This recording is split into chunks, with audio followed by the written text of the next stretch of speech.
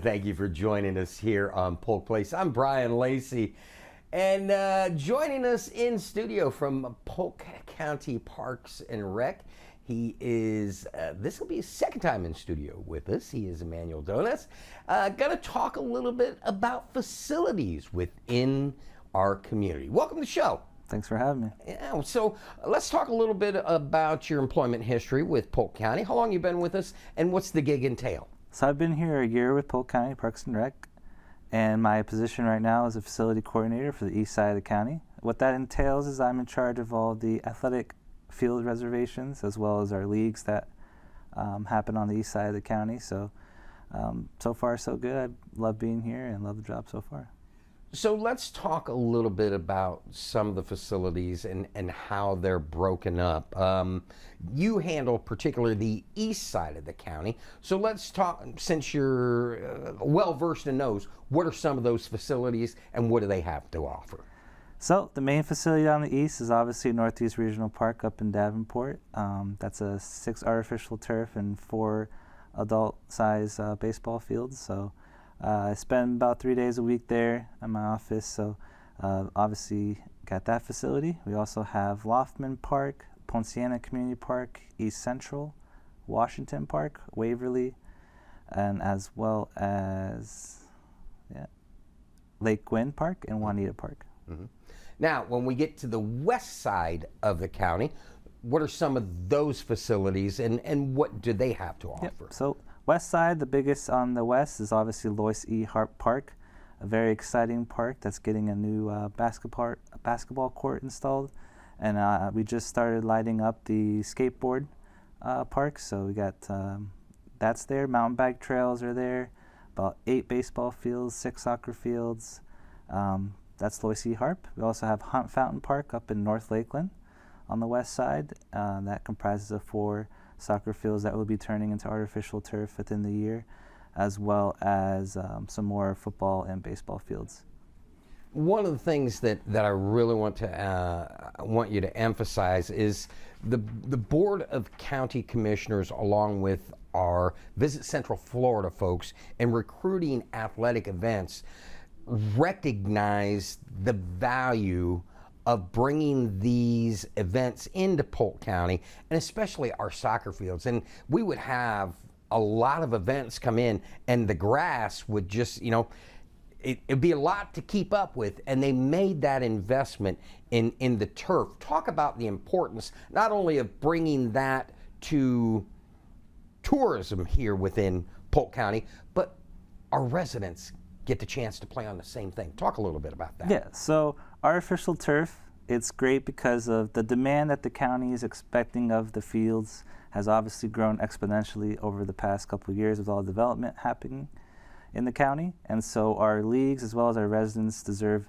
artificial turf fields that are able to keep up with the demand of these fields, as well as any tournaments or sports marketing events that come through. So by putting artificial turf, we're able to keep the fields open longer, less maintenance on our maintenance staff, which means more time to focus on other areas of the facility to help keep improving them so that they're up to the standards that the public deserves. Another facet of having the facilities that we have, great stories from back in the day. Used to be in Omaha, Nebraska, College World Series was there, and Musco come in and did the lighting, took down the old lights, put up the new ones, and ESPN was out there just going, looking each and everything. And those lights, whether Musco does football, baseball, they have a couple different NASCAR tracks that they do. We here in Polk County have our own Musco lighting. Talk a little bit about the facilities and the lighting available that makes these facilities, it helps them to be used day and night. Yeah. So Musco Lighting has been great, a great partner of ours at the county. Obviously, these new lights that are going in, we're actually doing a whole relighting of a lot of our parks. And as they are switching out some of these older haylights that we have, these new lights have these dimming features as well as features that allow you to see fly balls better on baseball fields, as well as the amount of time it takes to shut off and turn back on has been it's like instant versus the old lights that would take, a little bit of time to heat up and heat back up. So I think the lighting projects, as well as lighting the skateboard park at Loyce Harp, just allows us to be open longer at these parks and offer our amenities for a longer period of time, so everybody has time to enjoy them. Do we still have the Matt and Diogi Park down in Loyce Harp Park for the dogs? Oh, yeah. What other facilities do we have for dog parks within the county? So the dog parks got Loyce, obviously. Poinciana Community Park has a dog park. Simmers Young Park has a dog park, and so does Northeast Regional.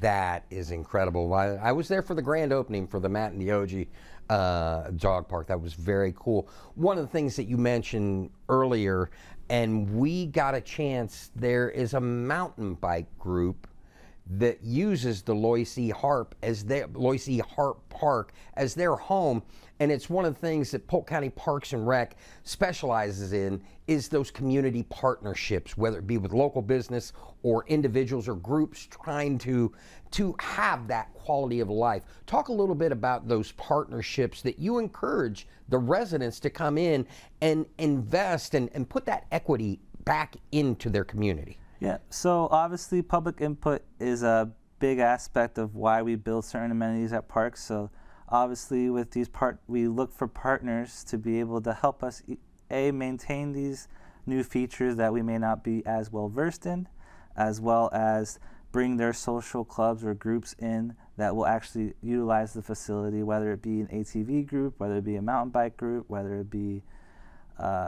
just a skateboard group, whatever it may be.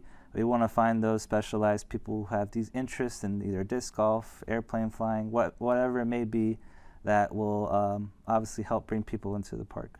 Had a blast when we first opened up the disc golf out at Loyce Harp.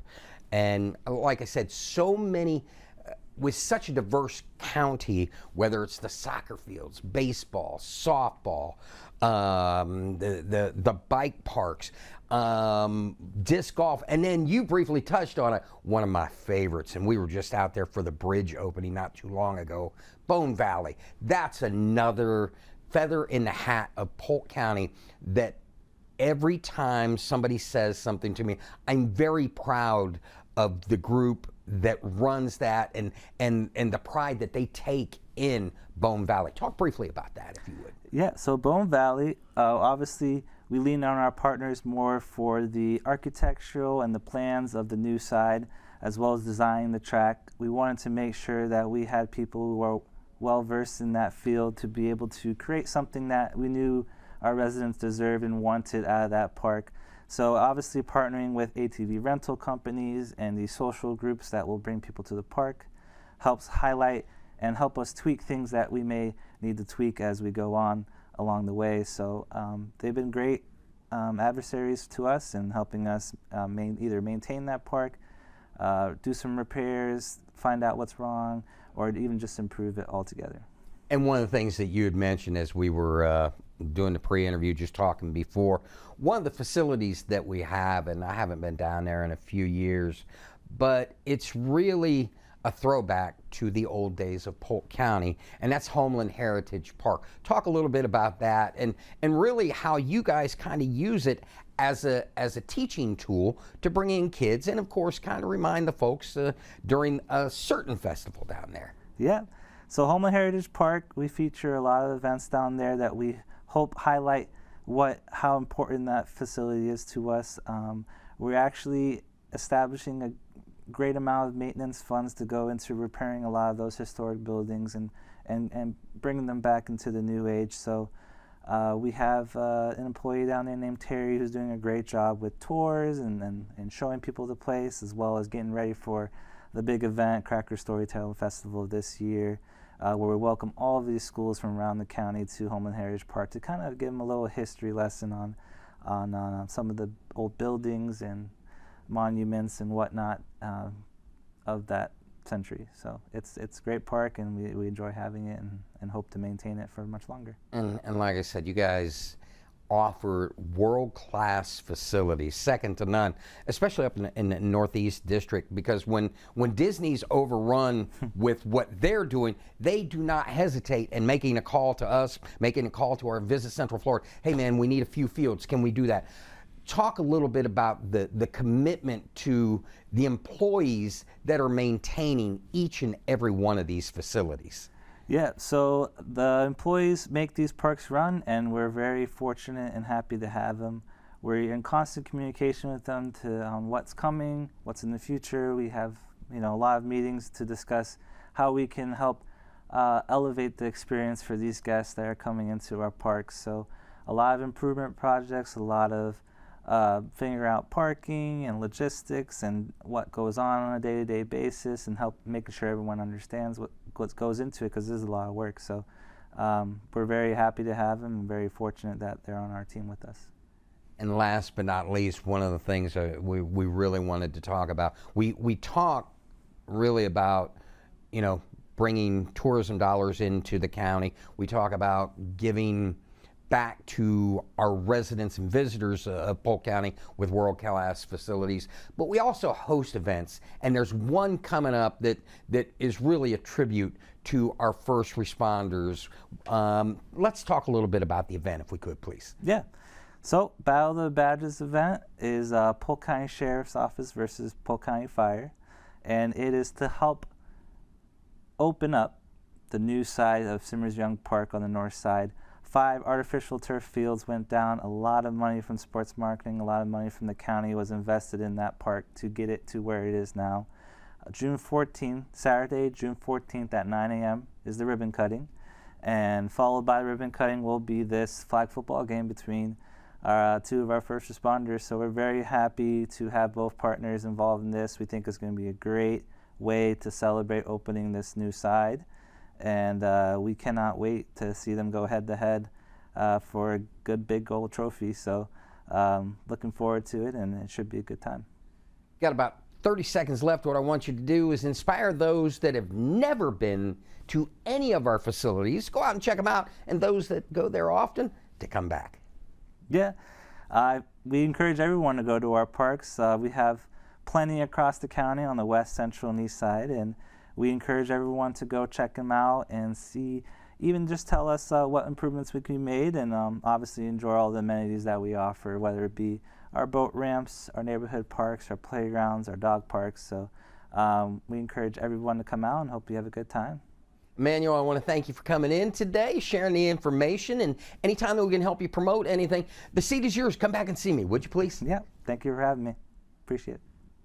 With more than 60 parks that include athletic facilities, picnic areas, a historical-oriented park, resource centers, 5 campgrounds, and an ATV park, your biggest challenge will be deciding what to do. Parks and Recreation also maintains 40 boat launching sites, produces special events, and conducts a summer program. Now, boat ramp hours are 6 a.m. to 10 p.m. Youth athletic leagues and events also are a big draw.